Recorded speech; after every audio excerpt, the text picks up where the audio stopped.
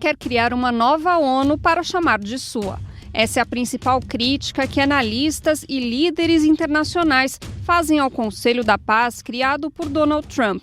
A ideia de criar o novo organismo nasceu no ano passado, durante as negociações para o cessar-fogo em Gaza. Inicialmente, o Conselho se limitaria a assegurar a manutenção da paz no local. Mas quando a entidade foi lançada oficialmente, durante o Fórum Econômico Mundial em Davos, no dia 22 de janeiro, ficou claro que Trump tem pretensões globais. São vários os pontos polêmicos. Por exemplo, Trump será presidente vitalício do órgão e países que quiserem ser membros permanentes deverão desembolsar US$ 1 bilhão. Mas a questão mais controversa diz respeito à ONU. E o próprio Trump tem dado declarações contraditórias. Ora ele diz que o Conselho e a ONU vão trabalhar juntos, ora diz que o Conselho pode substituir as Nações Unidas. No BDF Entrevista de hoje, vamos entender melhor do que se trata o Conselho da Paz. O que Trump quer com este novo organismo? Ele realmente coloca a ONU em risco? E como fica Gaza nessa história? Olá, eu sou Raquel Setz e esse é o BDF Entrevista, programa em que a gente mergulha nos assuntos da atualidade, mas sempre com aquela visão popular que é marca do Brasil de fato. Hoje a gente fala sobre o Conselho da Paz do Trump, mais uma do Trump que vem causando muito barulho nesse início de 2026. E para entender melhor tudo isso, a gente conversa com a Ana Carolina Marçom, que é professora de Relações Internacionais. Ana, obrigada pela sua participação aqui com a gente. Olá, Raquel, é um prazer estar aqui com vocês. Ana, na segunda-feira, dia 26 de janeiro, o Lula teve uma conversa por telefone com o Donald Trump, uma conversa em que eles trataram de vários temas, inclusive o Conselho da Paz. O Lula foi chamado para integrar esse conselho, ainda não aceitou nem recusou, e ele pediu ao Trump que o conselho se ativesse apenas a questões relacionadas a Gaza, como era a ideia inicial, e também pediu que houvesse representante palestino no conselho. A partir disso, eu te pergunto, essa ideia inicial de um conselho para manter a paz em Gaza, é uma ideia que, na sua visão, poderia trazer bons resultados ou ela já nasceu problemática? Bom, vamos lá. Eu acredito que o primeiro ponto vocês trouxeram justamente na entrada da notícia. O que acontece? O conselho, da maneira como ele foi criado, como ele está sendo pensado, ele já é bastante problemático. Inclusive pelas críticas, as ressalvas que o presidente Lula colocou no seu telefonema com o Donald Trump.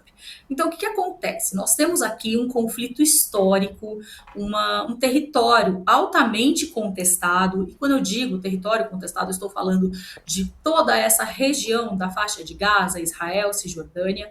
Então, é um território que é contestado por uma série de etnias, de religiões, e agora, depois de 2 anos de conflito dessa ação israelense em Gaza, nós tivemos um fim até complicado, porque o Netanyahu continua realizando algumas ações em Gaza, nós ainda vemos notícias disso, e o Donald Trump que quis se colocar como esse representante da paz internacional. Mas nós sabemos que essa ação do Donald Trump é a ação de um presidente, de uma figura, um indivíduo bastante individualista, tem um ego bastante inflado.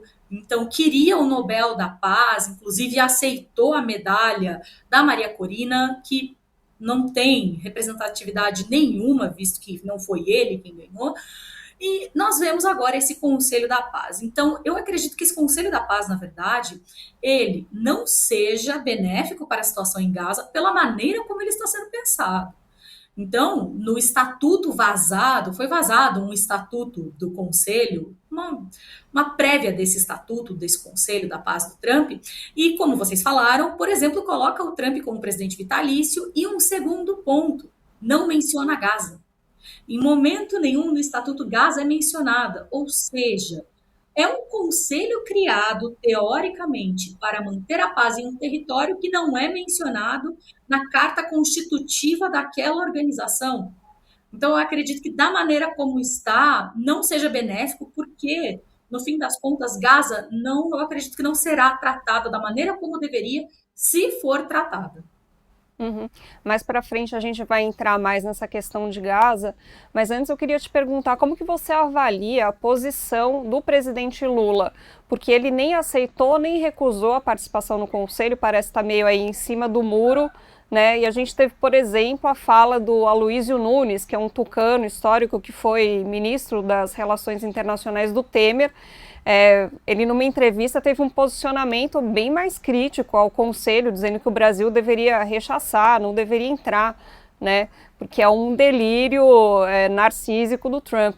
Como que você avalia, então, a postura do Lula nesse momento? Eu acredito que a postura do Lula ela seja bastante acertada. Como você mencionou, o Aloysio, ele é uma figura muito importante, mas ele não é uma figura que agora está em altos cargos de gestão. Então, ele tem uma liberdade maior de fala. Agora, quando nós olhamos para, por exemplo, o presidente Lula, ele é o representante do Brasil, ele está inserido dentro do cenário internacional, ele precisa negociar representando um país inteiro. Então, se ele rechaçasse diretamente, o que nesse quesito o Aloysio ele teve uma fala muito acertada, esse conselho precisa ser rechaçado. Da maneira como está, realmente, é o que você comentou, Raquel, é um delírio narcisista. Então, o caminho mais acertado seria rechaçar. Porém, o que acontece? O presidente Lula, ele não está falando somente de Conselho da Paz. Ele está inserido em um contexto político, diplomático, econômico. Então, dentro dessa questão do Conselho, junto, né, vinculado com essa questão do Conselho, o Donald Trump pode colocar tarifas de novo. Então, nesse telefonema, o Lula falou do Conselho, falou das tarifas, ele tratou uma série de questões. E outro ponto, eu acho importante nós destacarmos também que não foi só o presidente Lula que colocou o seu posicionamento dessa forma.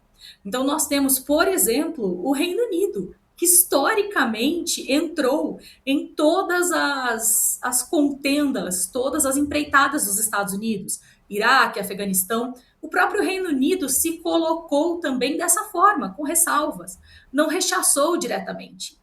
Por quê? Nós temos agora um presidente estadunidense, Donald Trump, que é uma figura muito complicada, que coloca, como nós falamos, uma série de complicações para as relações internacionais e o multilateralismo.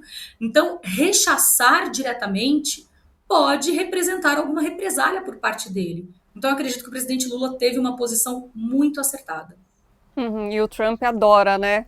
Fazer represálias econômicas, né, contra países e líderes que vão minimamente contra aquilo que ele deseja. Uma coisa bem polêmica, né, desse conselho que a gente até colocou no VT de abertura é que o Trump vai ser o presidente vitalício do órgão. Presidente vitalício é rei, né? Além disso, tem outros superpoderes, né? Queria que você comentasse um pouquinho isso. Bom, é exatamente isso que você comentou. Então, esse estatuto vazado mostra que o Donald Trump seria o presidente vitalício da organização. Quando nós olhamos para a ONU, por exemplo, a ONU não tem um presidente vitalício, ela não tem nenhum secretário-geral vitalício, ou seja, existe um mecanismo de pesos e contrapesos, existe uma rotatividade no poder. E quando nesse órgão o Donald Trump ele se coloca como presidente vitalício, ele se dá esse poder excepcional. Primeiro de escolher quem vai entrar e quem não vai. Ele vira, até mesmo, isso é muito representativo, o fato do Donald Trump continuar sendo presidente, mesmo que ele saia da presidência dos Estados Unidos, isso aqui seria seríssimo, porque eventualmente ele vai sair da presidência dos Estados Unidos, ele não pode se reeleger para sempre, isso é da democracia estadunidense, ou seja, ele cria um órgão internacional que se propõe em alguns momentos, a ser um contraponto à Organização das Nações Unidas, mas ele, Donald Trump, continuará sendo presidente vitalício, independente dele ser ou não presidente dos Estados Unidos. Ou seja, mesmo que ele não seja mais um estadista, ele seria o responsável por aquele conselho.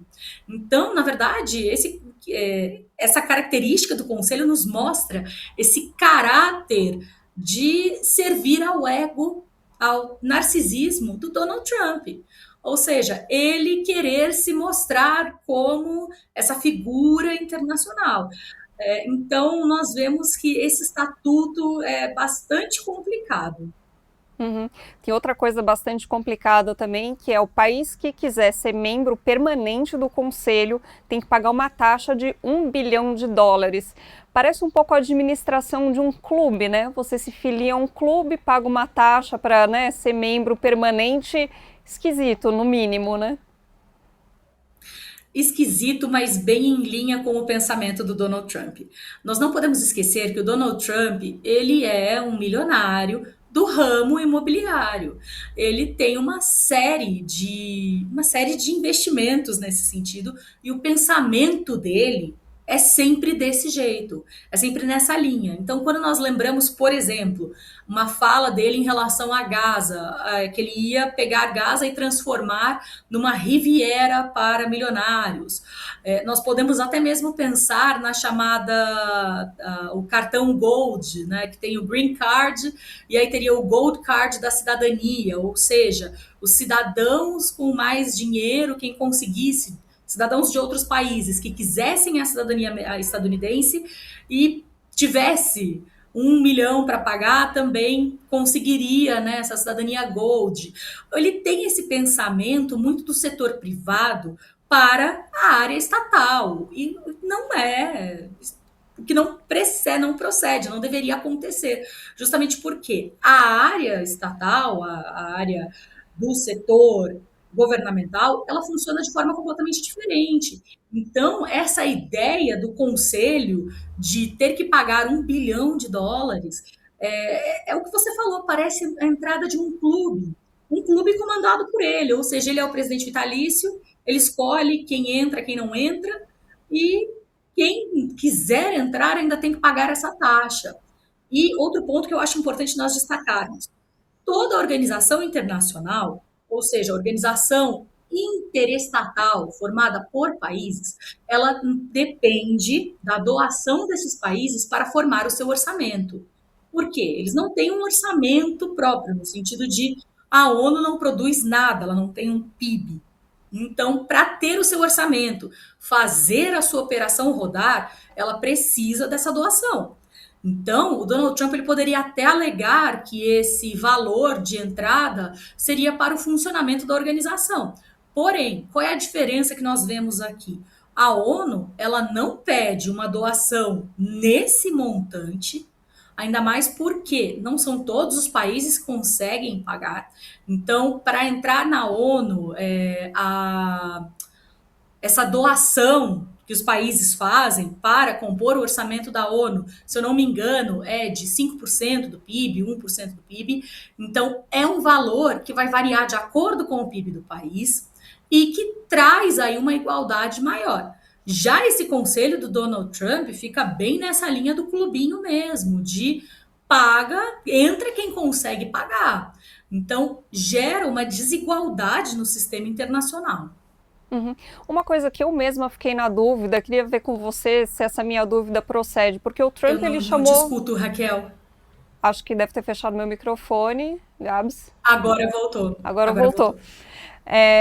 Uma coisa que eu fiquei em dúvida, eu queria ver com você se essa minha dúvida procede, é que o Trump ele chamou, por exemplo, ele chamou o Lula, chamou o Netanyahu, parece que ele está chamando pessoas para fazerem parte desse conselho e não países, né? Como que fica essa questão? Meu estranhamento procede? Sim, com certeza. Nós vemos que esse convite, ele se estende à figura e não ao presidente, no sentido de presidente em exercício. Por quê? Por exemplo, a Organização das Nações Unidas. trocou o presidente de qualquer país, o país continua com a representação na ONU. A linha diplomática pode mudar, a maneira como aquele país vai se posicionar, como ele vai votar, pode mudar, sim, vai variar de acordo com as políticas de cada gestão que entrar. Porém, aquele país continua pertencendo à organização. Agora, esse Conselho da Paz, que parece, tem todas essas características de clube, já começa justamente com essa ideia de convite direcionado a uma pessoa especificamente.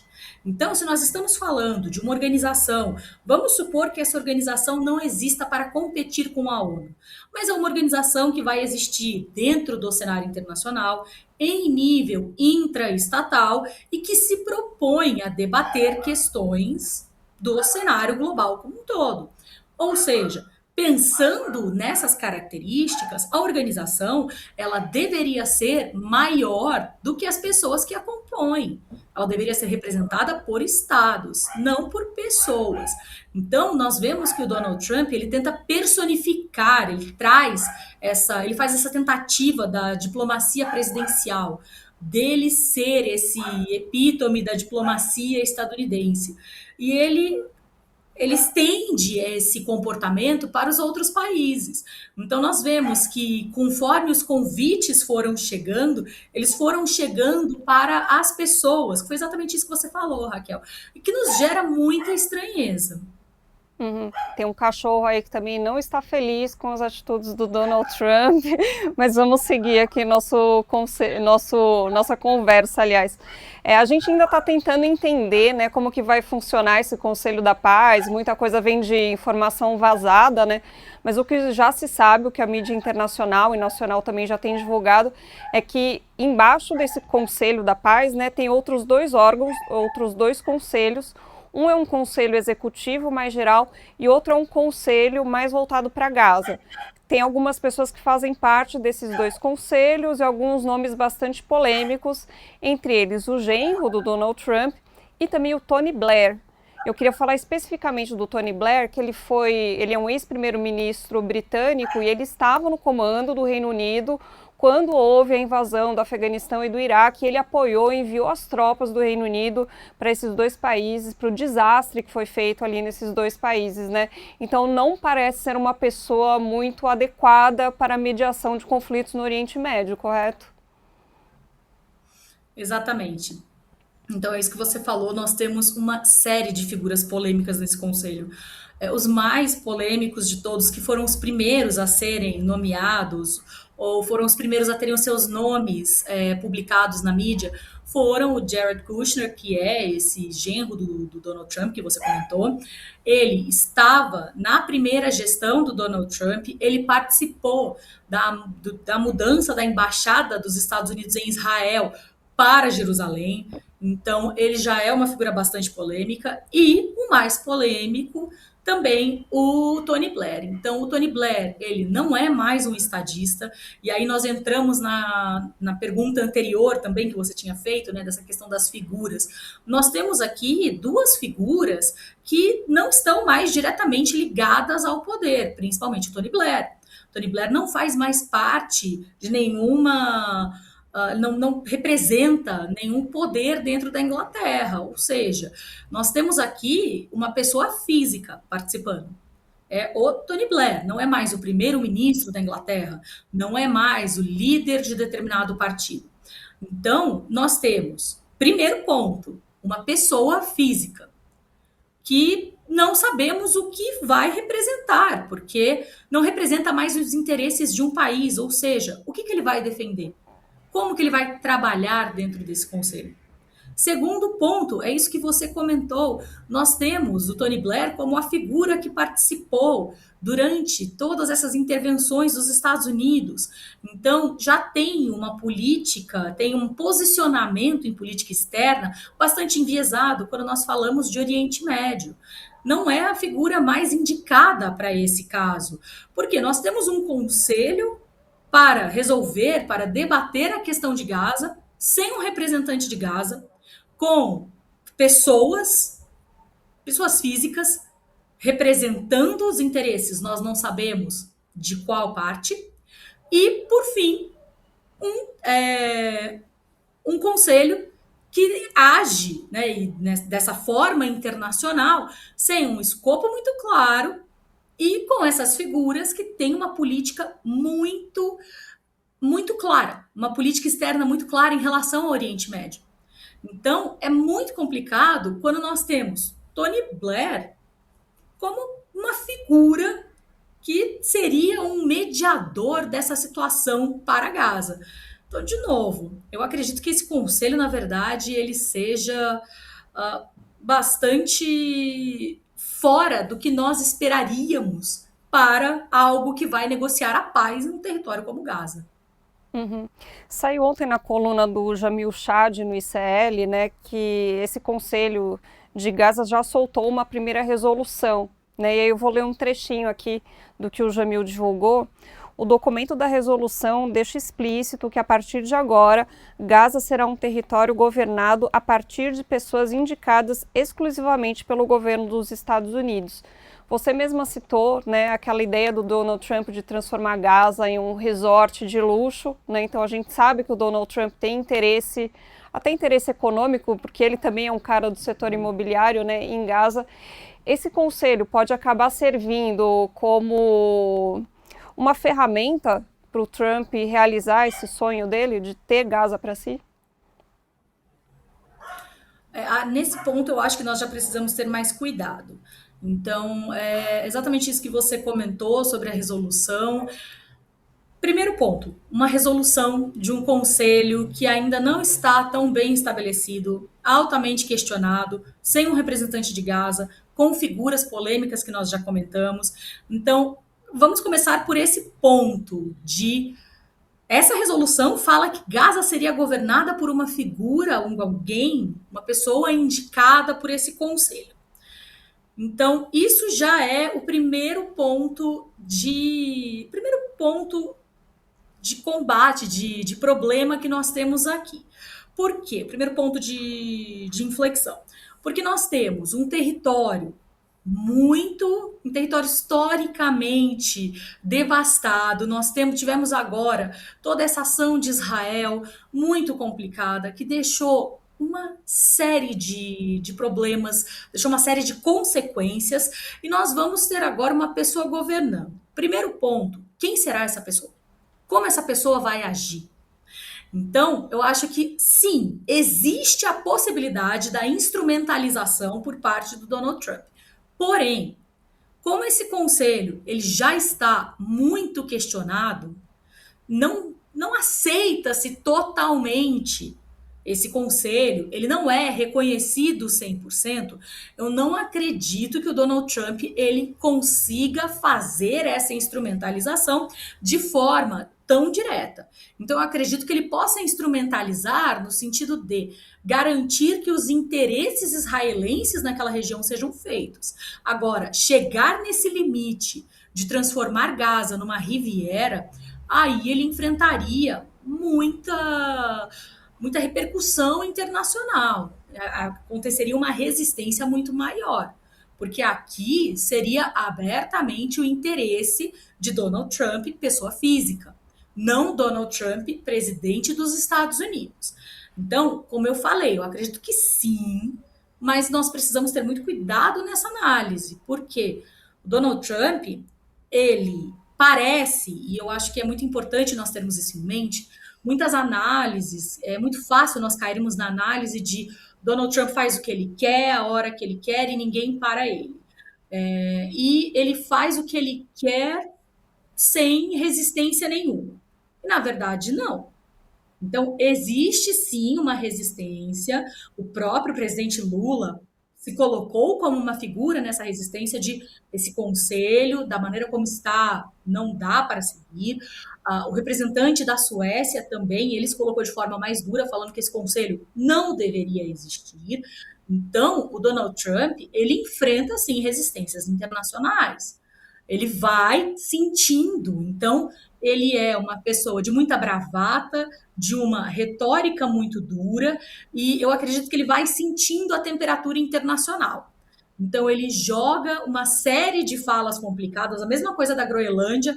Na Groenlândia, a resistência foi muito mais alta. Então, Uhum. ele já procedeu. A mesma coisa com as tarifas. Publicou aquela série de tarifas, resistência internacional, começou a retroceder.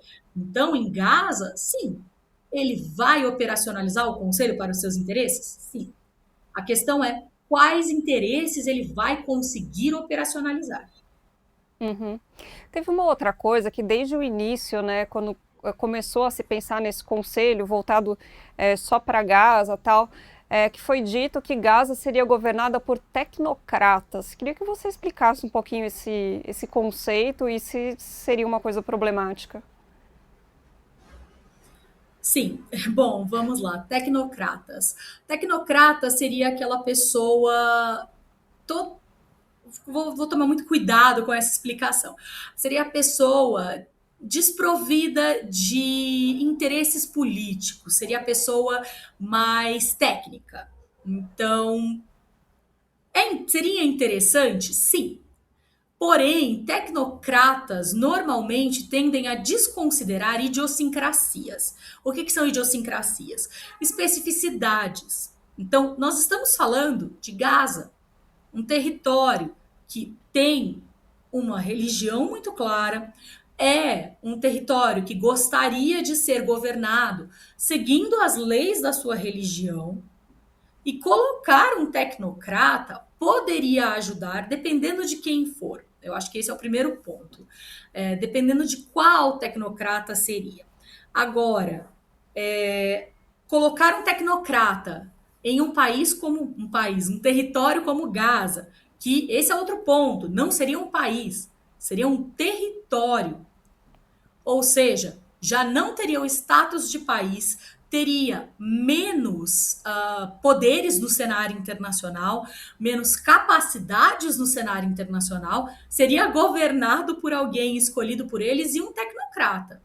Então, essa pessoa poderia, voltando para a sua pergunta anterior, instrumentalizar os interesses do Donald Trump. Isso seria mais fácil de fazer. Porém, isso é bom para Gaza? Eu acredito que não. Ah, mas então nós devemos considerar alguém totalmente religioso, que governaria Gaza a partir da religião. Não. O ponto não é esse. Nós precisamos de uma pessoa diplomática. Precisamos, primeiro, da participação de algum representante da autoridade de Gaza nesse processo de decisão. Eles precisam participar, eles precisam poder, eles precisam ter voz para dizer como eles gostariam de ser governados. Nós estamos batendo aqui no conceito de autodeterminação dos povos, ou seja, o direito de toda a população de escolher a forma que melhor acredita funcionar de governo, economia, organização social. E Uhum. colocar um tecnocrata como a liderança em Gaza não seria autodeterminação dos povos, principalmente pela maneira como está sendo feita. Uhum. Ana, agora eu queria entrar na questão da ONU e a gente fez um ilustra aqui, vou pedir para o Gabriel rodar, mostrando o logo da ONU e o logo do Conselho da Paz. Olha só, muito parecidos, né? A diferença de cor aí, o Conselho da Paz é o dourado, né, que o Trump gosta bastante, e o mapa mundi, né? Enquanto o da ONU mostra o mundo todo, o do Conselho da Paz mostra quase que só os Estados Unidos, né? Apareceu aí outras partes da América, porque seria meio feio, né, tirar o restante do continente do mapa mundi, mas assim, muito focado nos Estados Unidos. É uma semiótica bastante clara aí, não? Com certeza. Quando nós olhamos para o símbolo da ONU ele tem um mapa chamado azimutal. O que é o mapa azimutal? É esse mapa visto de cima, do polo. Por quê? Quando nós paramos para pensar, toda essa ideia de norte-sul, leste-oeste, é uma construção social. A Terra é uma esfera flutuando no meio do nada, do espaço. No espaço não existe norte, sul, leste, oeste. Então, até mesmo isso, essas noções de norte global, sul global, tudo isso aqui são construções geopolíticas. ou seja, construções vinculadas ao poder. E a ONU, o símbolo da ONU, vem com essa ideia do mapa azimutal para trazer essa maior igualdade e não olhar para essa ideia de norte-sul, leste-oeste. Agora, quando nós olhamos para o logo do Conselho da Paz, que é exatamente isso que vocês mostraram, nós temos um mapa cartesiano que nós conhecemos, esse mapa que coloca norte e sul, e um mapa que originalmente ele era bastante eurocentrista. Então, quando nós olhamos para esse mapa, nós percebemos que a Europa está sempre no centro, né? Abrimos o mapa, a Europa está ali no meio. Era um mapa também voltado para essa construção de poder durante essa ascensão europeia. Mas o que o Donald Trump fez? Ele, como vocês colocaram, ele desloca ali esse mapa e coloca o globo voltado para aparecer, vamos falar aqui majoritariamente, os Estados Unidos. Então, mapa, construção de mapa, passa pela construção de poder. Esses símbolos importam. Então, fica muito claro aqui, e o logo do Conselho da Paz vai muito nessa linha analítica que nós estamos trazendo traz todas as características de ser um clube privado do Donald Trump. Um clube dele para interferir, agir nas questões internacionais, mesmo quando ele não for mais presidente dos Estados Unidos. Uhum. Quando teve toda, né, acho que ainda está acontecendo, mas em menor grau a crise envolvendo a Groenlândia, a gente até fez um BDF entrevista sobre isso, havia o questionamento, né, se o Donald Trump, porventura, invadisse a Groenlândia é parte da Dinamarca, então os Estados Unidos estariam atacando militarmente um outro país que também é membro da OTAN. Isso poderia levar ao fim da OTAN. E agora a gente vê o Donald Trump ameaçando a ONU. Existe uma tentativa de acabar com os instrumentos internacionais multilaterais que existem hoje e criar uma nova ordem? Eu acredito que sim. O Donald Trump, ele se vê nesse momento de contestação do poderio estadunidense. Então, nós estamos em um cenário internacional multipolar, com a China se apresentando como esse contraponto. Vimos recentemente a demonstração chinesa do seu exército, então um exército muito tecnológico, bastante forte, e isso gera um desconforto muito grande no Donald Trump. O Donald Trump, o próprio discurso dele, o discurso com o qual ele se elegeu, Make America Great Again, fazer os Estados Unidos grandes de novo, America First, os Estados Unidos em primeiro lugar, isso já mostrava para a gente um isolacionismo muito grande. E no seu primeiro mandato, ele não conseguiu agir tanto nesse sentido. Mas agora nós vemos uma ação mais forte nessa linha. Ele quer uma mudança dessa ordem internacional, ele não aceita um cenário internacional multipolar, ele não aceita esse multilateralismo, ele gosta muito dessa linha de venham a mim. Então, colocou as tarifas, como nós comentamos, e deixou que os países fossem atrás dele para negociar. Tenta criar esse Conselho da Paz. Ele vem tentando subverter essa ordem internacional e tentar colocar os Estados Unidos de novo como a única liderança incontestada no cenário internacional. Mas nós vemos que ele vem tendo muitos problemas com isso, ele enfrenta grandes dificuldades. A própria questão da Groenlândia que você estava comentando. Então, a Groenlândia, que foi colônia da Dinamarca, depois ganhou a sua autonomia, não é um país, é um território mais autônomo, ou seja, tem autonomia administrativa, autonomia econômica, mas ainda assim é parte da Dinamarca.